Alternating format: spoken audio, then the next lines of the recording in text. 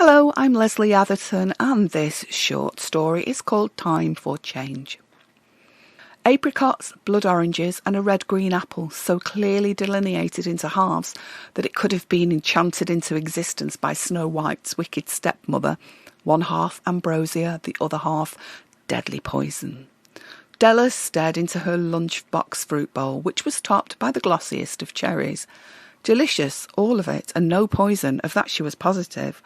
But there definitely wasn't enough for a meal, not for her.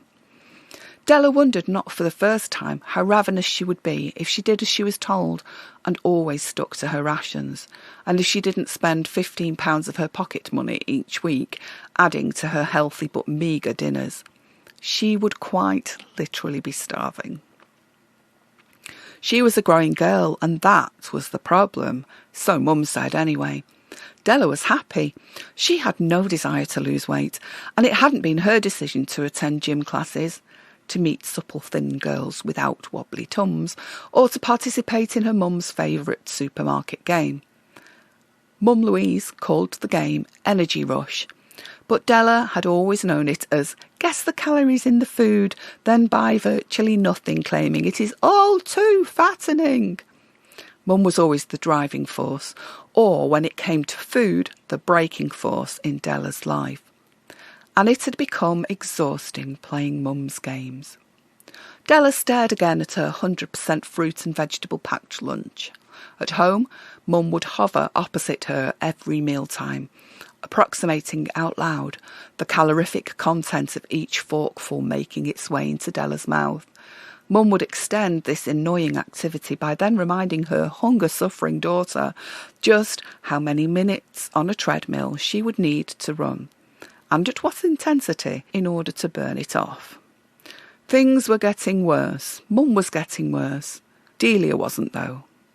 She learned from her mum's issues. She'd decided long ago to accept and embrace her body just the way it was.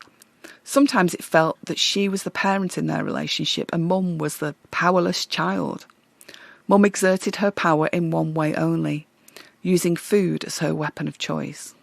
It was when she was about 12 years old when Della realised that her upbringing was unusual. When invited for meals at a friend's house, she'd started to estimate the calorie values out loud, as her mum wasn't there to do it for her.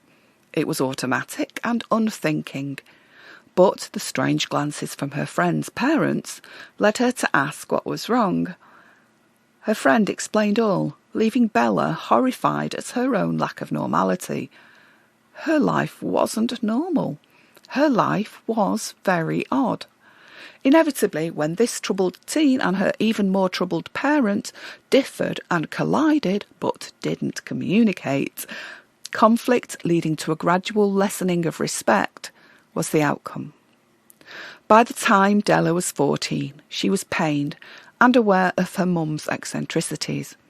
Louise was definitely not the same as her classmates' mums. Truly she wasn't. She rarely left the house, apart from when she went on her solitary and picky grocery forays, and she had no interest in leisure activities, friendships, groups and clubs. Louise was encouraging of Della, though, and Della embraced her interests, became stronger and more sociable, and actually started to enjoy life.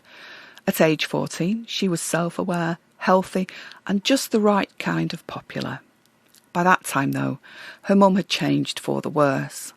Her introspection and deviousness, combined with her food obsessions, meant that none of Della's friends set foot in her house, and her daughter took to spending more time at their houses or at cafes. Cafes were a revelation to a hungry, active young woman-to-be. Tall, creamy lattes, blah, blah, calories. Carrot cake, blah, blah, calories. Toasted bagel with egg and bacon, blah, blah, calories. All these were foods that friends had no issues ordering. And Della ordered, despite her family issues. Well done, Della. Though the guilt, and worry that Louise might find out, would occasionally keep her awake at night. So things went on for many months. Della grew up and out, happily, normally. Louise shrunk and retracted. It was on a beautiful autumnal Friday night when things came to a head. Della was in the pub as usual on a Friday with her boyfriend Casper. He was tall, blonde, half Polish, and okay looking in a geeky way. He also had the makings of a superb runner. They complemented each other well. After only about an hour or so, Della had decided, in a mild 2 halves of cider alcohol haze, that she wasn't feeling great, so she asked Casper to take her home. Kill 2 birds with 1 stone. Go home to recover a bit, but also get Casper to meet her mum for the first time too. It was better to do it now before she got too fond of him, just in case. Della was 17, almost 18, and was doing well at college.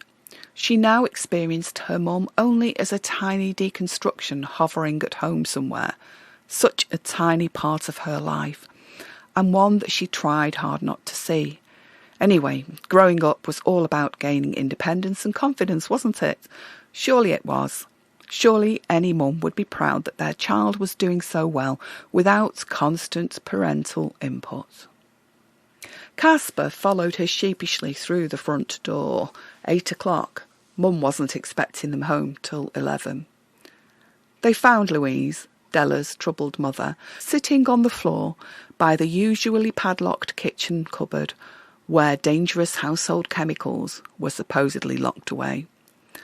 There were no chemicals in the cupboard, but there had been many colourful boxes and bags and packets, most of which were now emptied and strewn on the floor around Louise.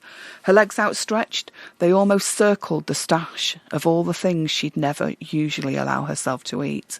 Crisps, chocolate, sugar-coated cereal, ice cream and boxes of chocolates. And next to her, a wooden spoon and a carrier bag, already part full of vomit, acrid and still chunky, with undigested junk food. So this was why Louise's grocery shopping trips were frequently secret and solitary. This was where the household's money went. This was why Louise was always suffering with digestive troubles, why her teeth were rotting one by one. Della knew this wasn't a one-off. Della knew instinctively that this was what her mum did when she was out. Perhaps every time, perhaps not, but just once was bad enough. Louise didn't even realise that they were there, not at first. The 2 kids, for they weren't much more than kids, squatted down to her level as Louise continued to force the food inside her starving body, only to purge it out before it did its job. They threw away the boxes and wrappers quietly and methodically. No fuss. Casper introduced himself. Della saw how thin and patchy her mum's hair was, usually hidden underneath a bath towel, headscarf or hat. Louise's scalp was a terrifying revelation.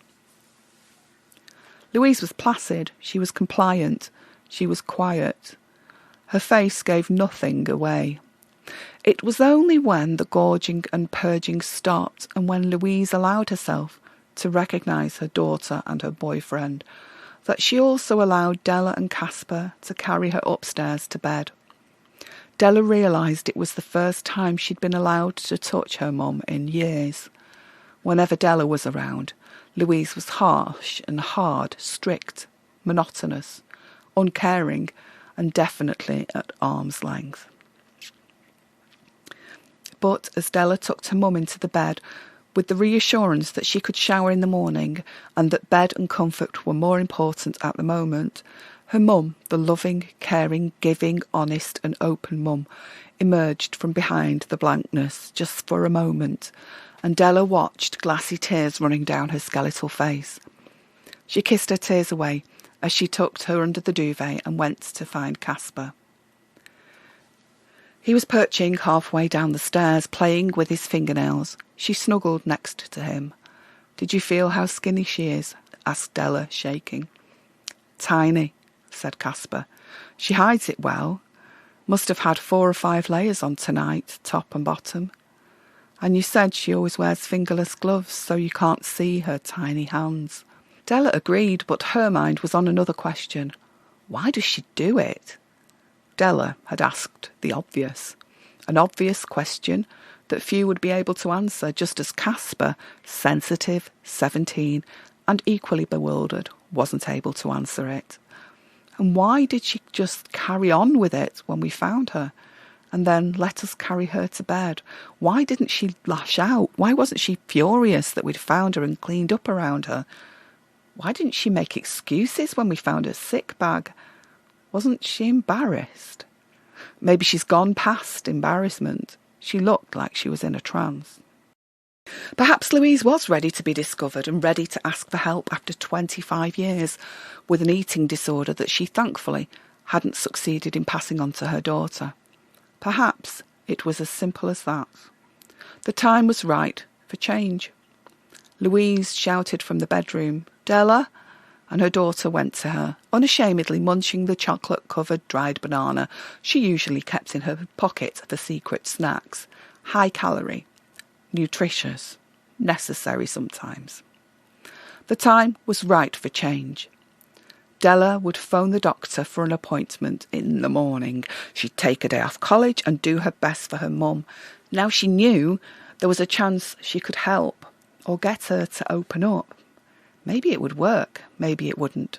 But there was one thing that Della's 17 years with her mother had taught her, and that was that you didn't get anywhere by telling people what they didn't want to hear. And she wasn't going to put up with her mum's calorie-counting crap any longer. Time was too precious and too short. Her mum would have to learn to live with it. "Yes, Mum, coming," she replied as she walked into the bedroom. Time was ripe, cherry ripe, for a change.